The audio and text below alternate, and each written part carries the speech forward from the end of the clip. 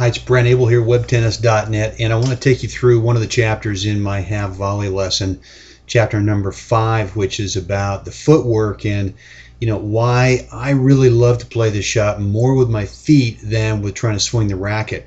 And I think you'll find if you practice this, if you try to move your feet through the shot, that what you're going to find is that you get much better control, you get much better sort of pace on it without having to do as much. And the real benefit is that you end up efficiently moving to your next court position, which is ultimately what you want with this half volley. You're obviously coming in, you're trying to challenge your opponent with their passing shot, and so the footwork here is the key. Here comes chapter number 5. I hope you enjoy it.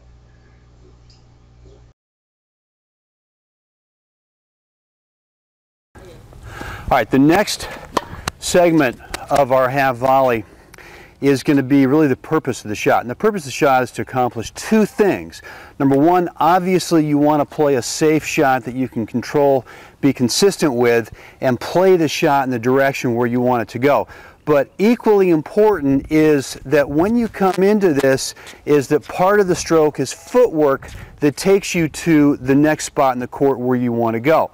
And too often I see this where players will go ahead and play me the approach, and then they come in, and then on their half volley they stop and stroke it, and now they're still in this part of the court. They might end up hitting a good shot, but they end up really not coming in behind it and thinking more about court position as opposed to just shot production. So here's what I want you to think about. You're going to play your approach, you're going to come in, and you're going to set up as we talked about, and I like to feel that I'm moving through the shot after my split step. Okay, so the split step is sort of a pause to go ahead and figure out what's the direction, and then right before I hit it, I like to bump my feet. I call it bump, sort of moving the feet through the shot, and what that does is that accomplishes both things that I want. Number one, because I'm moving as I'm hitting, not really stroking to move the racket, I'm moving the racket with my feet, is I end up propelling the shot where I want to go, the direction. But more important for me is that now I'm getting to the optimal place in the court for my opponent to be challenged with their passing shot. Now, another important thing that I feel in the half volley is if we're not going to use the racket a lot to sort of steer the ball towards the direction we want to hit, is you then, if you're going to use your feet to propel the ball back, is, for example, if I want to play this half volley back over cross court, I've got to make sure that I'm moving precisely towards my target. What I can't do on this, if I'm going to use my feet, is I cannot go ahead and sort of get here and kind of move this direction and try to hit over here.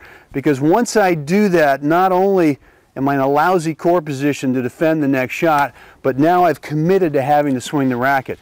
And I want to swing the racket the least amount possible. So I'm going to set up, and if I commit to go there, I'm going to make sure that my feet go right towards that target. Okay? Let's move on to the next step. Hi, Brent Abel back with you here again. Hope you enjoyed chapter 5 of my lesson on the half volley.